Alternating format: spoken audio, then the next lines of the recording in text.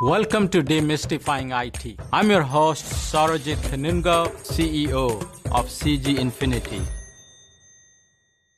Welcome to Demystifying IT Season 2. Today's guest is Andrew Jackson.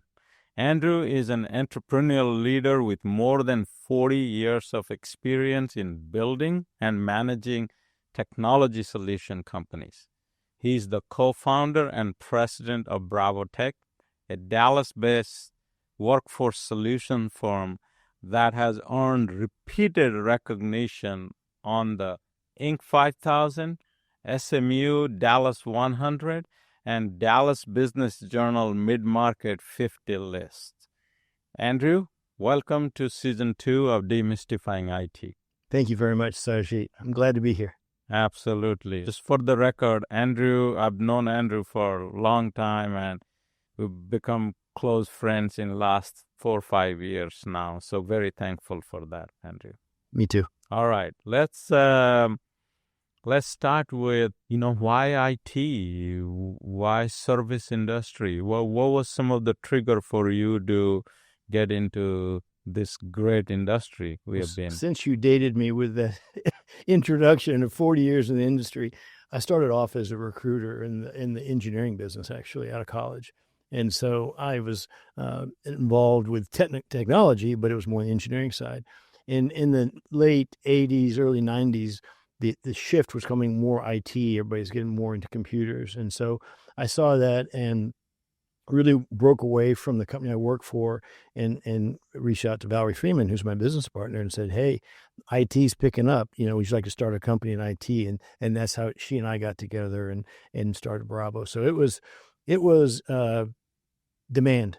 It was seeing that the demand was growing in IT. And then, as you know, it's just taken off from there. One of the things I'm always inspired by your style is how you are so deliberate about developing a IT community in DFW, not just going and getting business, knocking on doors, but your door, BravoTECH door, was open to everybody. Like whether we are your competitors or not, you had all your doors open. Was that deliberate? How did you think about it and have such a broad mindset? What was some of the thought process behind it? That's part of our culture, is to give back. So we encourage all of our staff to be involved in things outside of just work. And we do a lot of things, after hours and luncheons and awards and special events, because we believe, just like you said, being part of the community is a part of what we do. And so that's our DNA. That's it. And you've picked up on so many things with the same thing. Now people come to your offices, which is a great thing. And I'm glad that you have the big office space now where you're able to host those things. So wow. I applaud you and how you all have gone down that same path. Well, learning from the master, right? You have, and BravoTECH has the good fortune of serving many customers, Fortune 500 or mid-sized customers. So you have a very wide perspective. What impact you are seeing that AI is bringing to the workforce, how the workforce is evolving? Can you share a broad spectrum of what you are seeing? Yeah.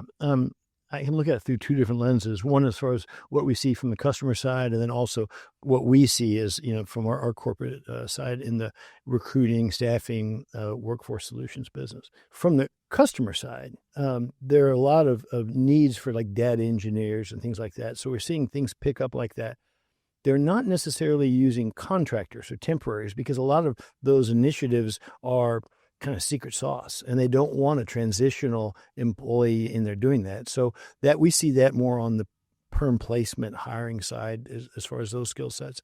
There's still a lot of companies that are toying with different things, some much more advanced than others.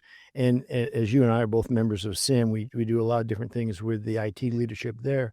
And it's amazing. I've learned, people are leaning into it. Some people are just all about it, and some people are holding back and saying, that's going to go away. and I'm leaning into it. I can't believe AI is here to stay, and it's going to increase our efficiencies. And I mean, we need to be careful, but it's definitely you can't put your head in the sand on this thing. In regards to us as a company, we're on a digital journey to work on our digital core, our database, get everything ready so that we can have agentic tools to help us reach out to people. And a little bit later on, we can talk about that and the employees, employers, and how some of those tools work. But yes, I'm a firm believer in leaning into the AI. All right. So, Andrew, we live in a AI world today where there are agents everywhere, whether recruiting agent or whatever, sourcing agent. So, what advice you can give to employers and job seekers to what to do in this new world and what not to do? The thing that I say is AI can lie, and it lies with conviction. Yeah. And so you've got to be careful. There's always got to be a man in the middle, a person in the middle, because that's the spooky part. And once it burns you once, you'll realize that for sure. But I think the other thing is a lot of companies have had issues with it. They haven't had guardrails up. They've not lock down their language models so that they don't want things trained on their data. So I think there's some basics like that. And also one of the things that we do with every contractor we hire, they have to go through a training that talks about AI and the impact and the things about hallucinations and we don't want them opening up risks to our customers by, again, using exposing their data outside. So that's one of the things that we do with our contractors. It's exciting. I think that, from an employee, from a recruiting standpoint, when people are looking for jobs, there are a lot of agents that will go out there and start the whole recruiting process called sourcing, the initial part of the process. And people are open to that right now. Can you share what tips and tricks that employers should be deploying and as job seekers should be employing in this new world or new reality? There are a lot of, I hate to say it, but fake candidates out there. People can take their resume and use tools to make it match a job exactly. And so they can also do things to, deep fakes on the interviews, online interviews, things like that. So really, to the employers, is some of us get back to basics. Meet your core employees in person, do some in-person interviews, and don't run them through the gauntlet of 50 different interviews, maybe not 50, but, sometimes people overdo it. But some of that old school interviewing, in-person interviewing is what I suggest very strongly. On the job seeker side, AI can help you find a job. It can help you present your credentials, but don't overdo it. Make sure that you have authorship and ownership of how you're presented, how your resume is presented. And there are tools that can tell if a resume has been doctored or this. And so you don't want to get kicked out because you relied too much on AI to help you get prepared. So I'll leave with this. Get back to basics. A little face-to-face time is good. Oh, wow. Wow. That's interesting. All right. So looking ahead, say 5 years from now, what excites you the most about being a part of this industry with so much change going on? I'm an optimist, and I feel that technology is going to continue to grow, and that although some people say AI is going to replace people, I think it's people with AI are going to replace people that don't know AI. We talked about what makes a good employee in the world now with AI, and it's people that are curious. It's like you don't hire as many people saying, "Oh, we've talked about this too." People hire prompt engineers, and that's going to be a big title that people are going to hire a bunch of prompt engineers, and we're not really seeing that. We're seeing prompt engineering is a skill set across the board. And so what you want are people that can know AI, that are curious. And that's the future to me, is looking for people that are curious. That's the answer. Very cool. Very cool.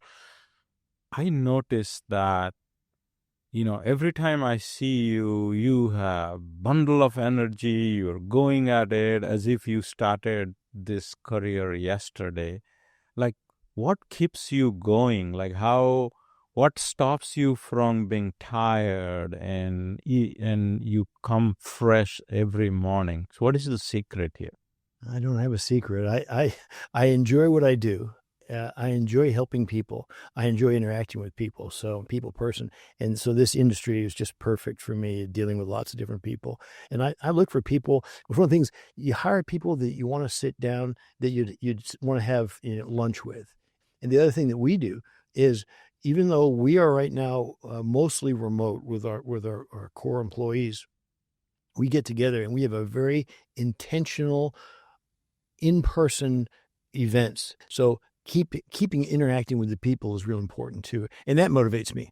You and I have been friends for a few years now, but I also know that when you are not working, you are ranching.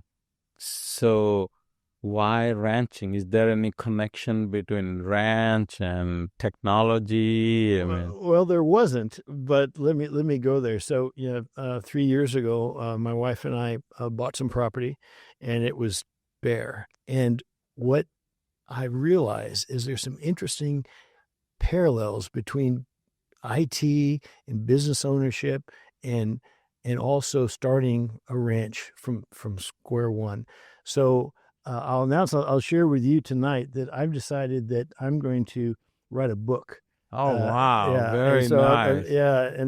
the working title is Wild and Wired, and Wild and Wired. yeah, and it's going to be talking about ranching and the things I've learned, and do the comparisons with the dirt versus the technology, and people and animals, and all the risks that we're involved with. You think about all the risks that are involved with cybersecurity and things in technology, and on the ranch you've got rattlesnakes and things like that that'll kill you, and so it's going to be fun, and I think sometime next year, I met with the publisher, it'll get out. All right. Can't wait to read that book, my friend. Thank you very much. Thank you, Andrew. It's so great to have you on the podcast. I appreciate it. Thank you.